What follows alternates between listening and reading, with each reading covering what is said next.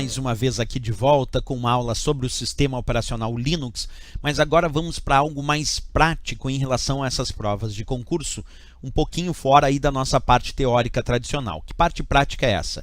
O que nós vamos chamar de diretórios Linux.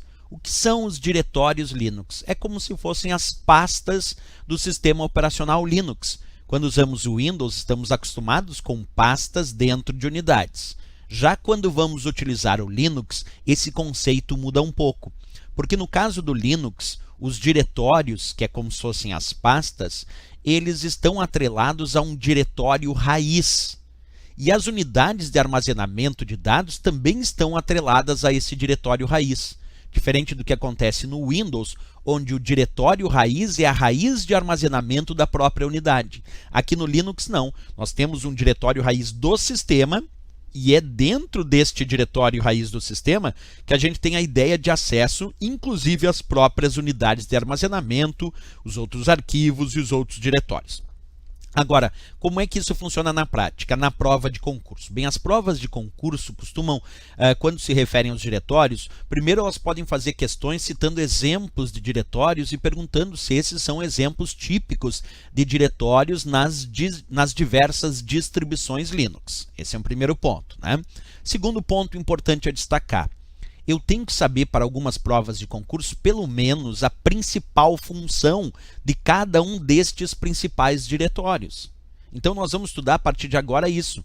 Nós vamos começar a pensar na função de cada um desses principais diretórios do Linux. Aqui eu mostro uma imagem mostrando esses diversos diretórios através de um gerenciador de arquivos de uma determinada distribuição Linux, como vocês enxergam aí na tela, mas vamos começar devagarinho a história. Eu vou começar falando sobre o diretório raiz do sistema operacional Linux. Quem representa o diretório raiz? Quando tu pensa lá no Windows, é muito comum alguém me dizer assim, o diretório raiz lá no Windows é C:/. Bem, isso porque aquela pessoa instalou o sistema operacional numa partição que foi reconhecida como unidade C, e essa unidade C ficou sendo a representação do diretório raiz daquela unidade de armazenamento no Windows. Aqui é diferente. Aqui no Linux, quem exerce a resposta de prova, a função de diretório raiz, é a barra.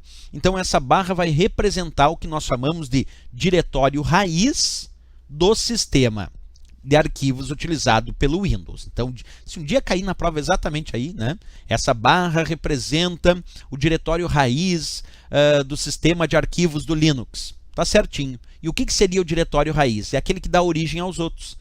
É dentro deste diretório raiz que nós temos acesso aos outros diretórios do sistema operacional Linux. Vamos dar um primeiro exemplo de um desses diretórios. Exemplo, /bin. /bin. O que seria o diretório /bin?